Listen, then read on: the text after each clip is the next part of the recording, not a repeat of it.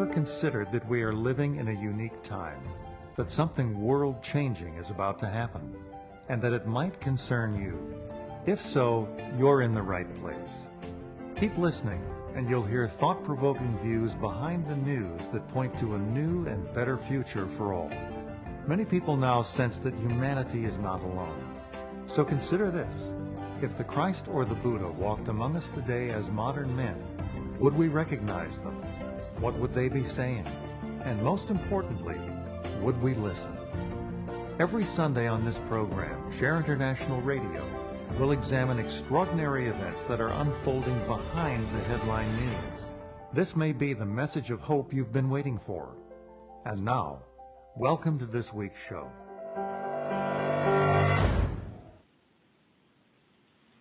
Welcome indeed. This is your co-host for this week, Diana Gold-Holland, speaking to you from, yet again, sunny Vancouver. This week we have a very interesting topic: how people react when told that the Christ is in the world. Our guest is John McNab, a Share International co-worker who has been active in the Southern California group for 23 years now. And over the past 10 years, his group has exhibited at over 300 events, including many booths, farmers markets, body spirit expos, things like that. And at these venues, John has been sharing information about the world teacher Maitreya and his priorities. For those of you who are new to the show, I'll just take a couple of seconds to fill you in on those. And for those who are regular listeners, thank you for your consideration for the people who are going to hear this for the very first time now. So our show premises here at Share on the Air Radio are very simple indeed. Number one, that humanity is not alone. Number two, that we have help of an extraordinary nature, and most especially at this time, which is a critical transition time for Mother Earth and for humanity. We can all see the difficulties, the painful transition that we are making, and we'll be talking more about that and how these symptoms will be playing out. So we have help of an extraordinary nature, and that help comes in the form of very great teachers who are emerging now onto the world scene to provide us with guidance and counsel from their very advanced knowledge as perfected masters. This is the group coming forward today, perfected because they have perfected not only their own nature, but are master scientists and know how to use energies, etc. They are also perfected in wisdom. And at their head stands the Lord Maitreya, that's Maitreya, who is the master of all the masters, but also the world teacher for humanity and this coming age that we are now transitioning into, the age of Aquarius. A teacher comes near the beginning of every age, called in by humanity's plea for help. And so we have had many, many other world teachers. Most of you will know of Jesus, the Buddha, the Imam Mahdi, Krishna, and others will have heard of Hermes, Shankaracharya, etc., etc. These are all great teachers down the age who have stood at the head of humanity to, as I said, help and guide us. So this is the role that Maitreya is taking up now. This is the story that John and many groups like his all around the world are helping to publicize. So if this is new information to you, I invite you to visit our website, www.shareontheairradio.org. There you will find an introductory tour with 2 programs giving you all of the background of this story and other resources too. So that is www.shareontheairradio.org. Now, down to our program. Welcome, John. Thank you, Diane. Okay. John, 300 events over the past 10 years. That must keep you pretty busy on the weekend. Well, every weekend our group is out somewhere, at least at one event. Yesterday we had 3 events going on. Well, there was one in Santa Monica, There was a Brazilian Day in San Diego, and then there was a Hispanic Book Festival. So that in the fall is basically a pretty normal weekend for us. Wow. So why do you do these booths, John? Well, when you're looking at this story and saying how can people assimilate it, the difficulty is getting people to understand that this is actually happening and making it easy for them. Particularly in Southern California, it's very difficult for anybody to drive to an event because of the amount of traffic. So we decided that it would be easier for us to go to the people, where the people are, and do it in a way that's a non-threatening manner for them. And that's what we find is there's a lot of people kind of sneak into the booth and confide to us that they're interested in this, whether it's crop circles or they see the picture of the star that's been out there and tell us, that it's a very safe spot for them to share their experiences with the story, as well as get introduced to this particular material. When you're doing a street event, you're at one with maybe 30 or 40,000 people, and it's really maybe 100 or 150 people max that will actually look at the booth or come into the booth and talk to us over that particular day. So it's just like sifting for gold. You're looking for those people who have a spiritual interest and are attuned to being open to something that may be a little different. Doing a booth allows people to follow their inner guidance, and it's always kind of interesting. There's stories of people coming up and saying, well, I was walking down a different aisle, and all of a sudden I just had the feeling I needed to go down this one instead, and this is, I guess, is what I was looking for. So you're making it easy for what seems to be a random type of approach actually is something that can often is being guided from within to either attend an event or to, and at that event, do something that they weren't planning on doing to find this particular information. There was a woman once up in Los Angeles where she said, I just got up and I said I had to go to this event, and I started driving around. I couldn't find a parking space, and then I found one, and this is the reason why I came. So it's a different way of making the material available. Right, and that kind of inner guidance things happens all the time. I'm sure that our listeners can relate to that. So that must be pretty exciting. I know that many people who come to our booths here in Vancouver are interested in the crop circles in southern England, which are being developed as a partnership between Maitreya and the Space Brothers as a calling card to let us know that we are not alone, that we have help. And of course, you mentioned the star, and that I invite people to go and check out on our website or on the website share-international.org. This is a very timely story of a star that's now appearing in the sky that is the replica or the modern equivalent of the Star of Bethlehem. And we all know that the Star of Bethlehem was heralding the birth of Jesus. This star heralds the coming of Maitreya and the other masters. So just wanted to clarify that for people. They can go and check it out. John, the story has been around for a long time, and many people have heard of it, but a lot of people just seem to draw a blank when they hear that the Christ is in the world, the Imam Mahdi is in the world, the Messiah is in the world. What makes it so difficult for people to comprehend this story and to process it morally? Well, you have in the United States and the developed world the Christian overlay where people have this whole type of indoctrination where it says, well, Jesus is going to come up, and when he comes back, all the ones who believed in him and accepted him as their Savior are going to get, dematerialize in some way and go up to heaven and not come back.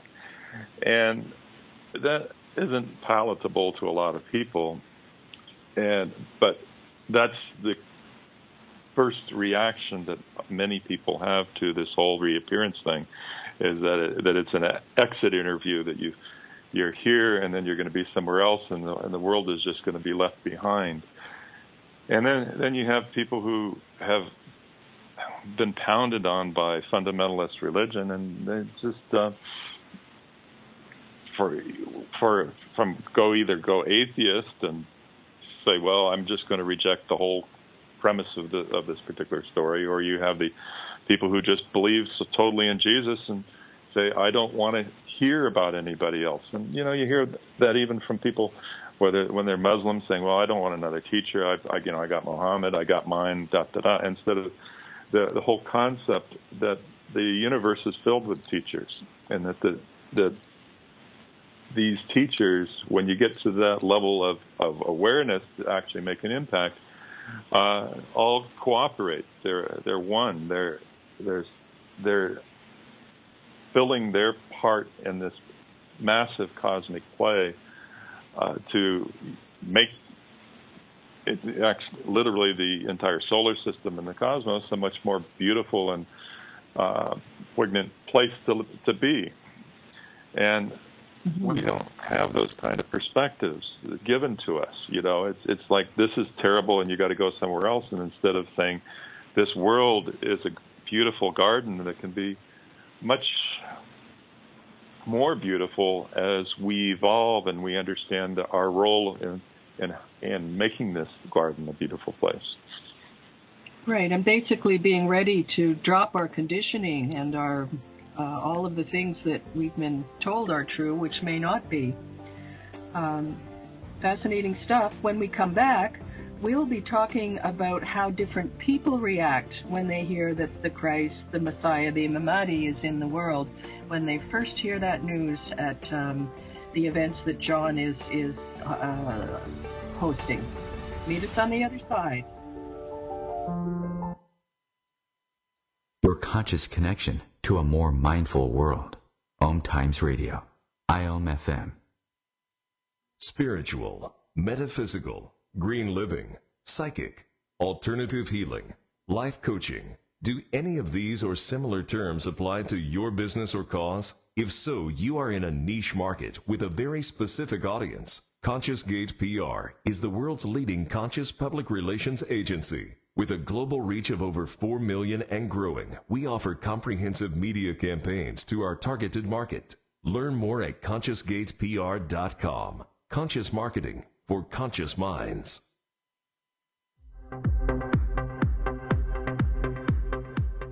Join Vibe Nation radio host, international psychic medium Carrie Turkai, as she guides her listeners to rediscover themselves by accessing the keys of knowledge that already exist within. Each week's show is divinely orchestrated to intertwine with the universal energies, allowing the listeners to go deeper within. At the end of each show, Carrie will tap into the energies of the listeners and give a message from Spirit about the upcoming week. If you really want to get to know who you truly are, join Carrie each Monday at 3 p.m. on Vibe Nation Radio. Want to help build the coming golden age? Want to experience the Aquarian energies of love, light, and power? Transmission meditation is a simple way for you and 2 or more friends to do just that and accelerate your own spiritual growth at the same time. Check out transmission meditation at shareontheairradio.org. That's shareontheairradio.org. I didn't know it would be so hard. It's easier to heal others than to heal myself. If you or someone you know has a drug or alcohol problem, you are not alone. Recovery was the hardest job I ever had, and the most important. For information and treatment referral, call 1-800-662-HELP. Brought to you by the U.S. Department of Health and Human Services.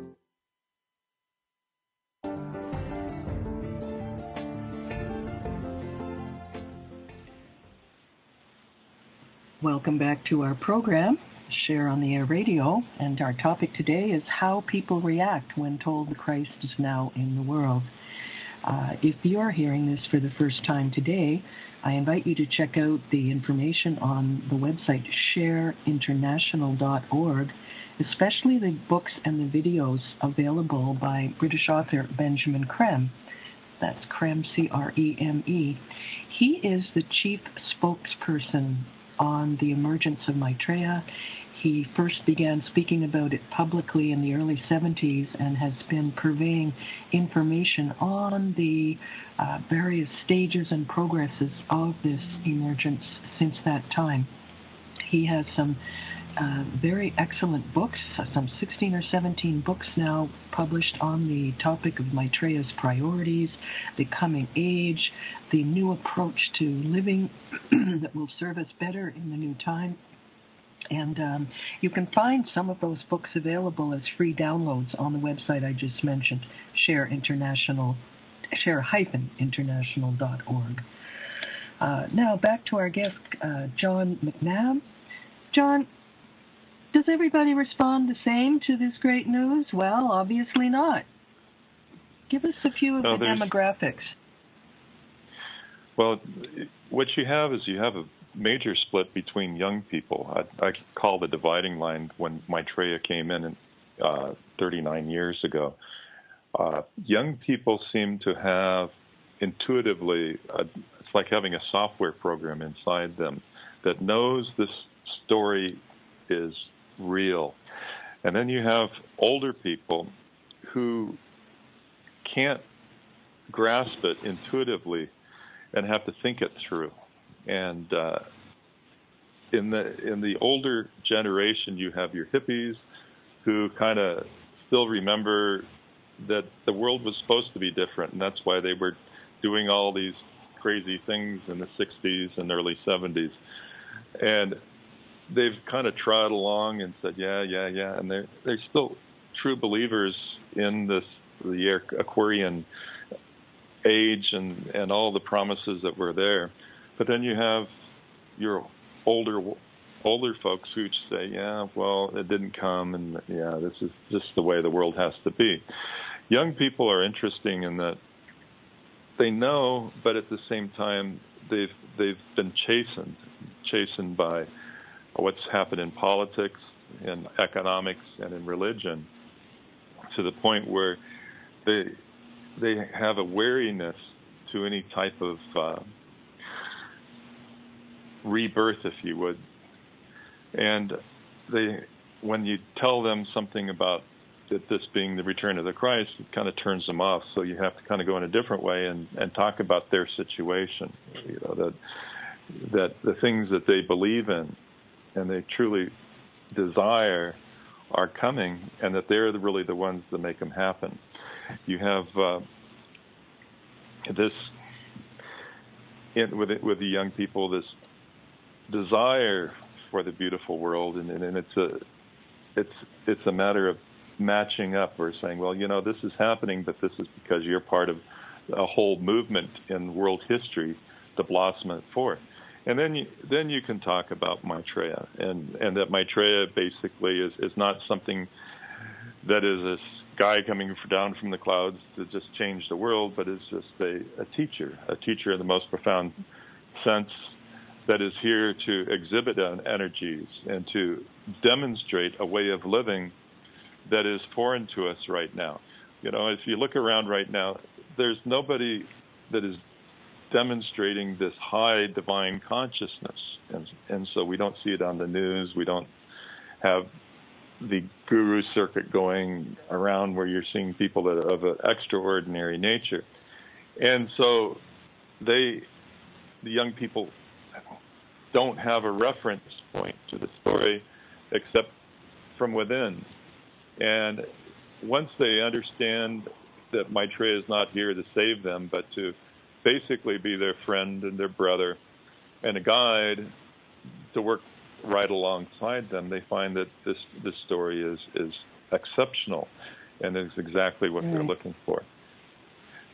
Okay, well, we'll be talking more about the youth perspective later on, but let's go back to these, you know, the hippie people that got a little disillusioned and turned into baby boomers. You know, what are these people doing now in terms of, how do they take the news? Well, you have the true believers that just kept on trotting on and on and on, and they're happy to know that there still is that hope, that flame is still there. But then you have a lot of folks that kind of said, well, it didn't happen, and they went to the real world and went into business or whatever and said, well, it's all about making money in the stock market, and it's all about having the big house and whatever else. And for them, it can be a very challenging story, because what you're saying is that that's not what the world's all about. It's about creating a world that's a garden that's so beautiful, that where you can travel anywhere and you see the light in your brothers and sisters' eyes, and there's a trust. And that isn't something that they've been focused on for their lives, and so it becomes a very shocking story, and takes a lot of processing. Now, when you're dealing with other ethnic groups that are not white, that are baby boomers, such as blacks and Latinos, it's a totally different type of scenario, because their processing is through the heart. And when you talk to them and say that we are a family, that we all are one, and that this is a time of a family reunion of our eldest brothers coming and rejoining us to create a world that works right for everybody. They can understand that, and there's a welcome acceptance. But again, especially the Latino community and the black community, you touch their hearts, and that's where you come. Versus older folks, it's about rationalizing it and saying, how does this all work? Right, it's the lower mind, and the skepticism kicks in, and the and the fear, and the reserve, and all that. Now, we make this clear, of course, that this is not any kind of profiling that we're doing. If anybody believes in the human family, it is Maitreya and those people who are, looking to bring that message out everywhere. So, but nonetheless, there are differences in how people respond. Tell us a bit more about the Christians, and particularly the fundamentalists. What happens with them, John? If you're a fundamentalist, the only thing that I can kind of understand is fundamentalists are often young souls. They're people who haven't been through a lot of lives of religion and whatever. So they're looking at religion from a very basic, a very literal sense. And in the fundamentalist community, there's a few lines that they resonate with, that Jesus came to save me, and all I have to do is believe in Jesus, and the line of I am the way, the truth, the life, nobody comes to the Father but through me, so meaning that if you believe on Jesus, then you got saved. And that's basically something that is a foundation of their life, and it's a pillar of their life, which is very valuable to believe in, but they're not ready to say, well, there's this other guy. And when you bring up to a fundamentalist, well, the Bible has some other people that are very important, one of them being Enoch, which Enoch shows up not only in the Old Testament, but shows up in the New Testament. And actually, in Jude says he's coming back. There's a resentment to that information. It's saying, well, I don't really want to care about Enoch unless, even though Enoch was this guy who walked with God and, was translated. And there's all these wonderful things about Enoch. It's not part of their reality.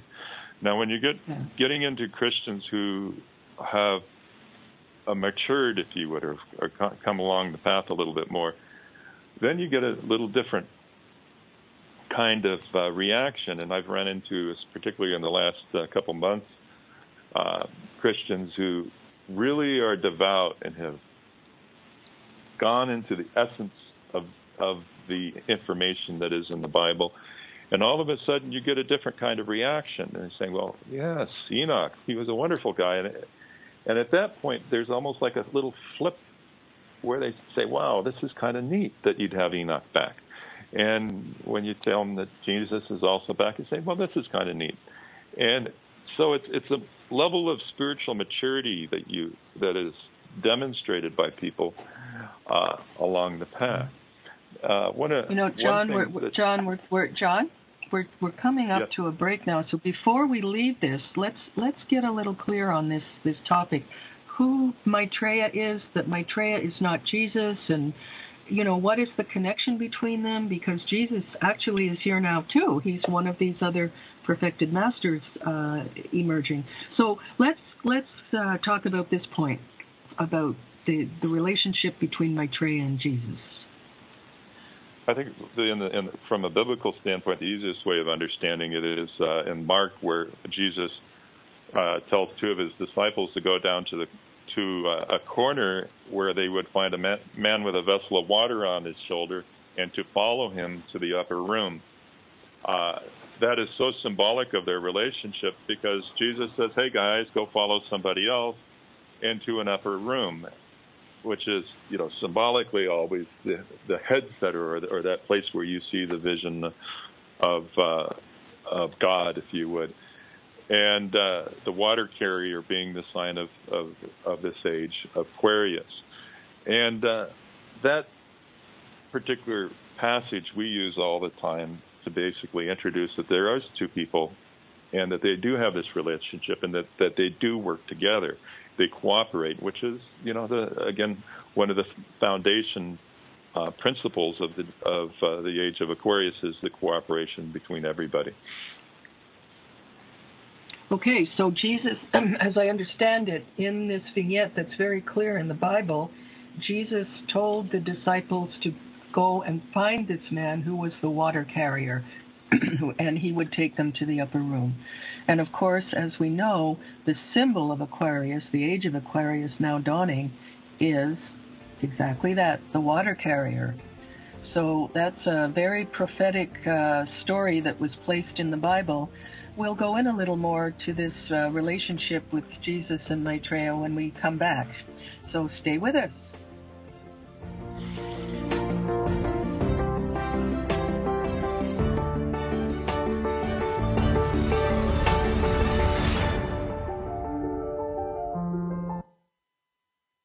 Free your mind. Expand your soul.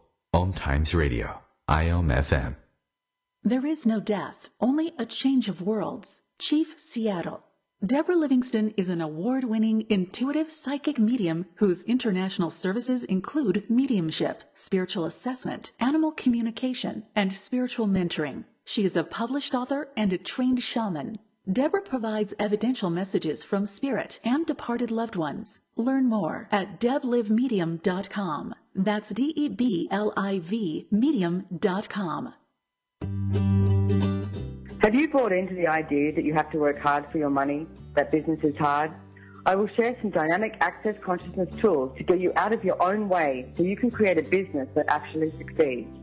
Join me, Simone Millicers, on The Joy of Business at 4 p.m. Mondays Eastern. Want to help humanity and the planet?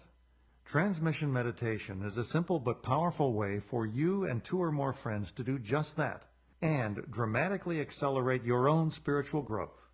You can read the book on transmission meditation, free online. Visit shareontheairradio.org for details. That's shareontheairradio.org. shareontheairradio.org. Hi, this is Christina Ricci with RAIN.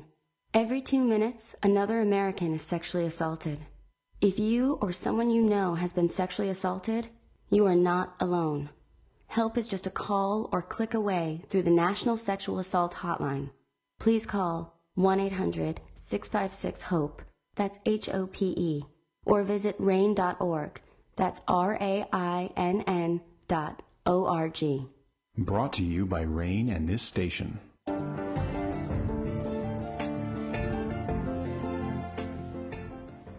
Welcome back. This is Share on the Air Radio. This is Diana Gold-Holland, your host for today, with my guest, John McNab. We, just before the break, we had begun talking about the relationship of Maitreya, the Christ for this age, and Jesus, who was at the beginning of the previous age, the age of Pisces. John, let's make this clear for people who are first hearing this story. Who is Maitreya, and what is his relationship with Jesus? Well, I'd like to bring back another comment that fundamentalists consider a bedrock of their understanding, is that Jesus is the one and only. And they say, well, the Bible talks about Jesus. The New Testament, which is their part, talks about Jesus, and Jesus is the Savior, and he's the only one. And that there isn't anybody above us. In their view, there's God, there's Jesus, and then there's human beings, and that's all there is. And they have a very challenging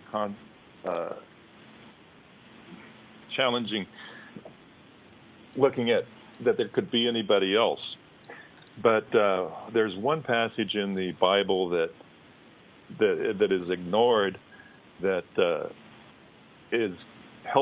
could help them understand, which is Romans, where in Romans it talks about not the Son of God, but the sons, S-O-N-S, of God, and that the sons of God would be returning. And from that point, we go into saying, well, there are more than one, and that we all become sons of God when we become our souls and exhibit that. And that's the start of the breakdown. And then if they're still listening, we can go into this thing, well, Jesus was Jesus until the baptism. And after the baptism, he came Jesus Christ, meaning that he was Jesus, but then there was this Christ thing bestowed upon him. And if you break down those two words and saying that there was this cooperation between Jesus and Christ, sometimes you get somewhere. And that's literally what is explained through Benjamin Creme and Madame Blavatsky, and also through the works of Alice Bailey, that Jesus was, as Alice Bailey said, the most perfect disciple that has ever come along, and that Jesus was a human being who did absolutely everything to the letter, what the masters would consider appropriate for a disciple to do.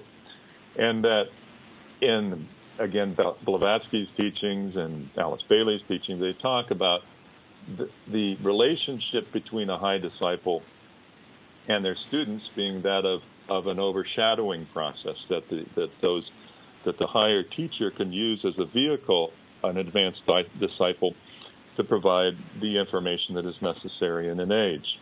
And Benjamin Creme so what talks does about that mean? What does that mean, overshadowing? Overshadowing means that the level of development that this greater teacher has, he can send it through that particular student, so that student consciously is aware of the information coming through and can articulate it to a broader audience. So, if you would, and of course, that's always involving the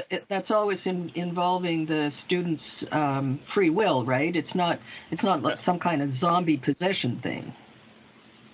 Absolutely, and from my standpoint, I came into this story because of transmission meditation, and transmission meditation is a gift that Benjamin Creme, in particular when you're with him, you get an example of the overshadowing where Benjamin Creme is there, he's modulating a field and stepping it down so that those who are participating can receive this extraordinarily high energies that are flowing through a master or a group of masters through the meditation, and then through you. And you are able to physically sense the potency of an energy that is just totally not in the normal realm. It's not a type of energy that you just go around feeling every single day. And that example that was given and is given through transmission meditation is one of the ways of being able to understand or to comprehend the type of service and the way that Maitreya was able to work through Jesus, because here you are having this energy work through you and being released in the world for world service. So these building blocks, or these little comprehensional experiences, gives the ability for somebody to understand, I understand that Maitreya is holding a field of energy and he can work through a student, and it can be a Jesus, but it can be somebody else in another field, and that kind of gives the ability for somebody to understand that yes, the universe is cooperative. Greater beings work through lesser beings, and lesser beings work through even lesser beings, all the way down, so that vast energies of the cosmos could be stepped down into the most dense part of creation. And of course, this is the great gift that you're talking about that's being offered to us as ordinary people, that we can contribute to world service. We can actually participate in receiving and helping transmit these great energies through transmission meditation. Ordinary people like you and me. Thank you for reminding me of that point, John. I did a program on this with Krista Perez about a month ago. So if people would like to tune in and listen to it, you'll hear many things about how transmission works and what it's good for, and all of these things. And also, there's the free download of the transmission meditation book on the Share International website. All of that you can find if you scroll down on our Facebook page. John, we don't have very much time left. I'd want to. And all of these concepts that you're talking about are pretty advanced. You've come a long way since you first heard the story. And I'd like to hear what it was like for you what did you go through when you first heard that the Christ is in the world? When I first ran across this story, there was something inside me that was saying to look for something. And at the time, I had a teacher, and I had also been part of the Rosicrucian Order, and saw an ad and said the Christ is back in a physical body. And I reacted to that message and said, no, that can't be true.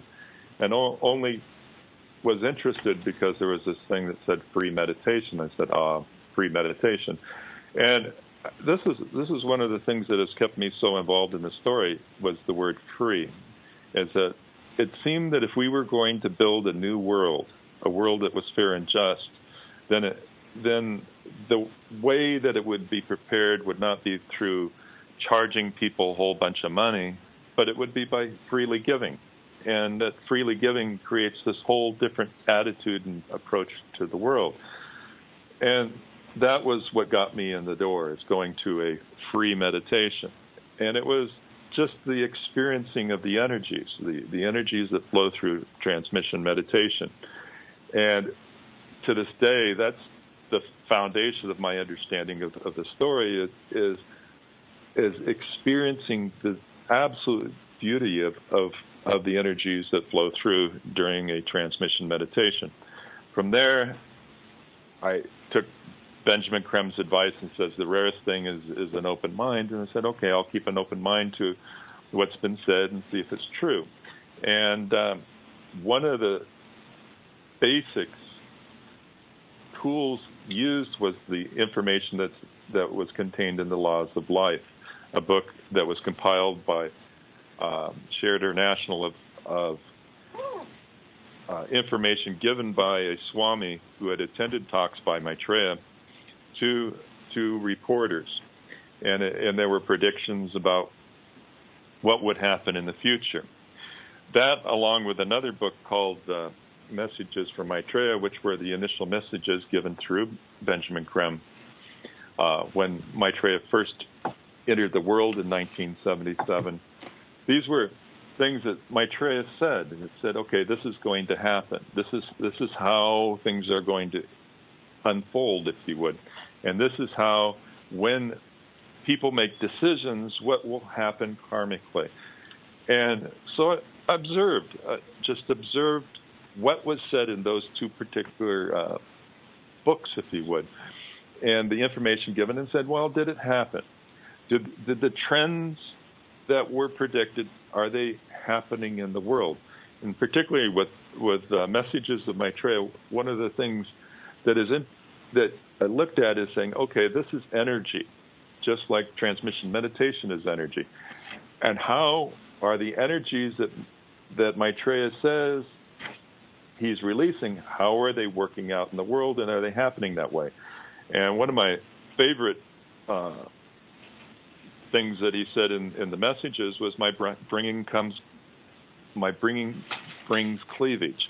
And today, when you look at the world, you see how you have people saying, it's all about this and it's all about this. There's never been so much cleavage or separation between people's attitudes and views to the world. And that I could always understand was because that's what happens when spiritual energies flow through you. If you would, all your stuff comes up for you to take a look at. The energies stimulate you to being more aware of things that otherwise would be under the surface. So there's actually there's an evolution, there's a maturation for the person individually as you come into a better understanding of what's really happening behind what the mainstream is portraying in its rather warped way. Yes. You see how I agree. Go ahead, John. Yeah, you see how these enormously potent energies are actually impacting people. And you see how people who are really earnest, and they can be Christian, or they can be this, or they could be an environmentalist, they could be totally atheistic, that the people who have passions for really delving deep are going through these phenomenally fast evolutionary processes, and they're coming to conclusions and finding answers and having all sorts of experiences that are just absolutely astounding. And they come to our booth sometimes, and they'll talk. There was a woman who talked about having a picture taken, and it was a time of crisis, and she found Jesus sitting on her shoulder in her hair. Wow. We're just out of time for this segment. We'll come back again and talk about such stories, and particularly what's happening with the young people. Some of Maitreya's predictions were that the young people would be the seeds of the new, and he predicted as well the rise of environmentalism as the #1 priority in the world. Free your mind. Expand your soul. OMTimes Radio. IOM FM. The #1 reason girls drop out of school in sub-Saharan Africa is lack of access to feminine hygiene products. The Pads for Schoolgirls Project, an outreach of Humanity Healing International, is changing this paradigm by setting up sewing programs at schools, teaching girls a vocational skill, while producing the reusable pads that help keep them attending classes. The girls pay it forward by making and giving pad kits to other girls in need. To learn more, visit humanityhealing.org. Humanity Healing is where your heart is. Hi, I'm Kelly Fox, host and astrologer of The Astrology Show. Each week, I'll give you access to the current transits, which are a valuable tool that provide astrological information to help unlock the potential each of us has. Understanding the stars can help steer us in the right direction to make better informed choices. So if you're wondering what's going to happen in your week ahead, be sure to tune in to The Astrology Show for guidance, Mondays at 9 p.m. Eastern Time. Share International magazine is unique in the world today.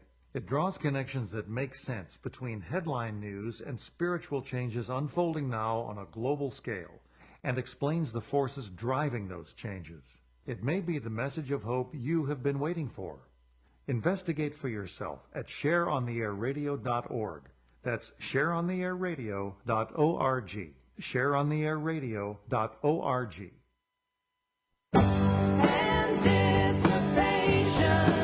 Hi, this is Carly Simon for LifeBeat. The music industry fights AIDS. The AIDS crisis isn't over. There have been amazing scientific breakthroughs, but people are still dying, and your local AIDS organization needs your help more now than ever. Volunteer and make a difference.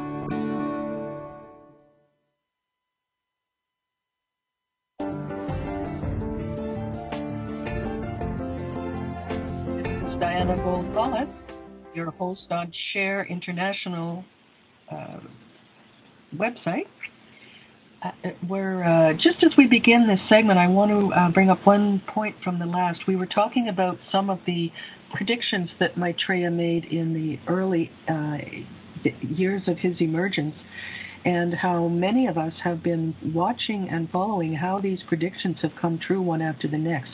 I want to alert you to a show that was done, I'm not exactly sure when, but it was a show by my co-host Cielito Pascual with Mark Gregory, and this was the topic. We will make a link available on our Facebook page sometime after the show, so that if people want to go and listen to that particular show, they'll be able to find it. And it's also on our own website, shareontheairradio.org. There's a listing of all our shows, and also on the OMTimes Radio website under Share on the Air Radio, you'll find the complete listing. So we'll put up that link to Mark Gregory, and also a little something about the Art of Living book that has so fascinated John, and I agree that's a great one. But with that, John, let's get back to the theme of the young people. You say they are intuitively aligned with Maitreya's priorities, so let's explore that. Well, what we have found going out and talking to people is that there is a definite response that is different by people who are born after 1977. And a lot of times when they come up to the booth and you start talking about the issues of today, there's kind of like a confusion. It's almost like they're living in a world that they didn't expect, that the way the world is operating today is completely out of alignment with their inner self and whatever they knew they came for. And you see it in politics when Bernie Sanders became very popular, how many young people joined in and put their energy into making that happen. And during that period of time in the booth, we'd have young people coming up, and it was almost like there was an excitement where they felt their oats. They felt that their generation could do something that was important to them. And when that particular campaign ended, then it went back to, well, okay, we're still stuck in the old kind of thing. And the response that we've had from young people has changed back to a little bit different. But young people know that their time is coming. They know that they came for a specific purpose and a specific mission that is totally different than maintaining the status quo of what's going on today. And inside them, they know that they're here to create a world that is fair and just. They always resonate with that.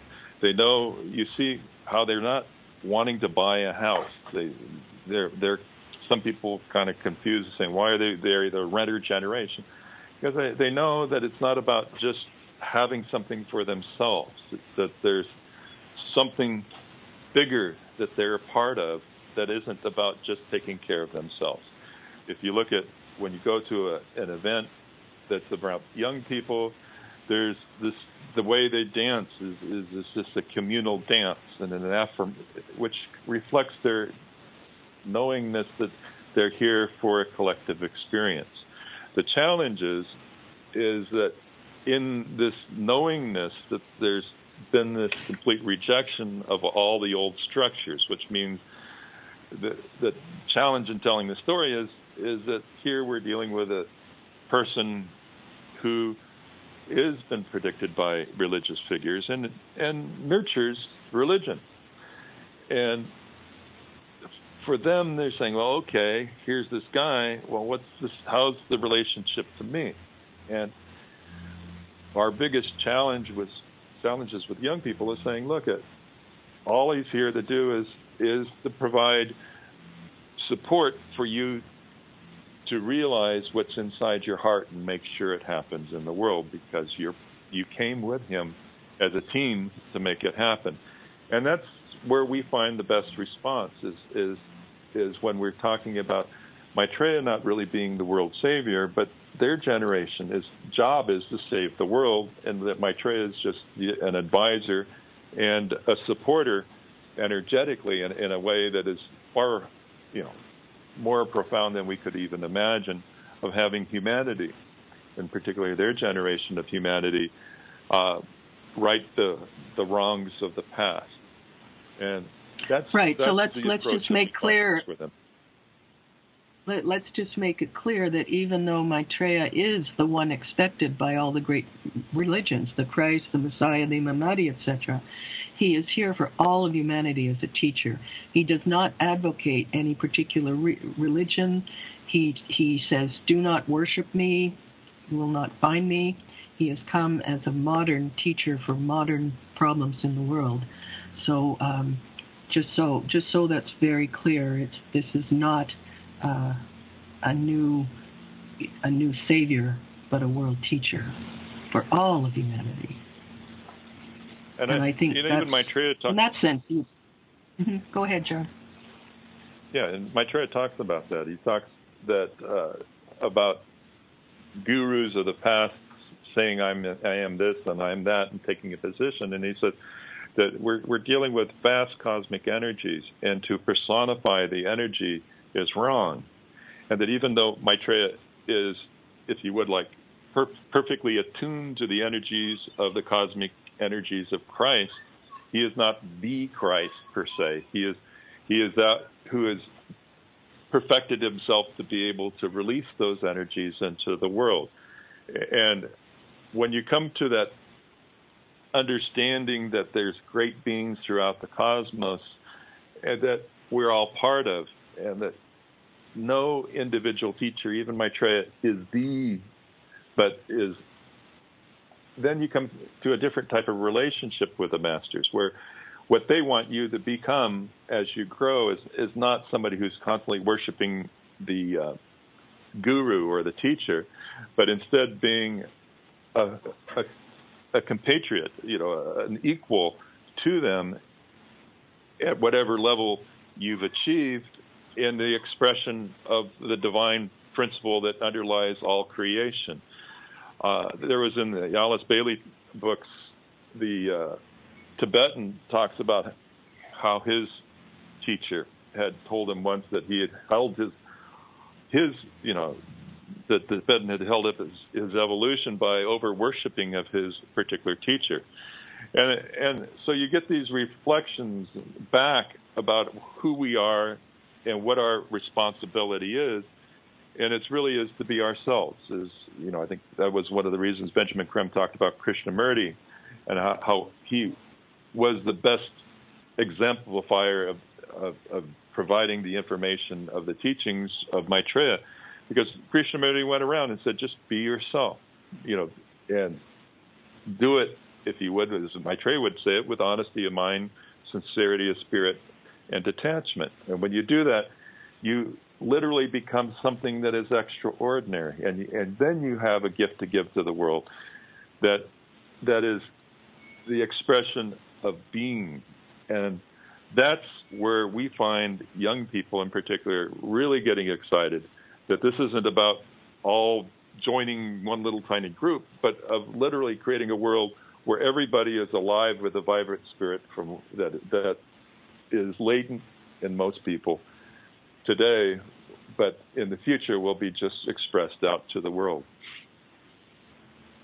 And of course, we'll be handling the implementation of Maitreya's priorities of food, shelter, healthcare, and education for all. That, even on the physical level, will be an extraordinary revolution in human society. And I can see why people relate so much to this. Some of these teachers that John was mentioning, particularly the Tibetan and Alice Bailey, you can find out about on the website share-international.org. There, look up Ancient Wisdom Teachings, and that will give you a foretaste of that. We don't really have time to go into that particular thing, but we will talk about it on another show. John, I'm wanting you to think of a couple of last words because it's wrap-up time. And while you do that, I want to mention that next week, my co-host Cielito Pascual returns with another great show, this one on Maitreya and the awakening of the heart of humanity, this topic so dear to the youth. Her guest is Drew Henderson. He's an acupuncturist, art publisher, and longtime student of the Ageless Wisdom Teachings that we've just mentioned, based in Boulder, Colorado. And Drew will be describing the profound transformation happening now in the heart of humanity as the emergence of Maitreya and the Masters proceeds. So it's very much in line with things that John has touched on here in the new attitude of the young and the new vistas that John has begun to sketch out for us of this extraordinary new age, this golden age that's awaiting us, and also has been predicted by, again, all of the great religions and all of the humanists as well. We stand at a very important time. I hope you've enjoyed today's program with John McNab, and that you will tune in again next week for Cielito Pascual and Maitreya and the awakening of the heart of humanity. Thank you for being with us, and goodbye for now.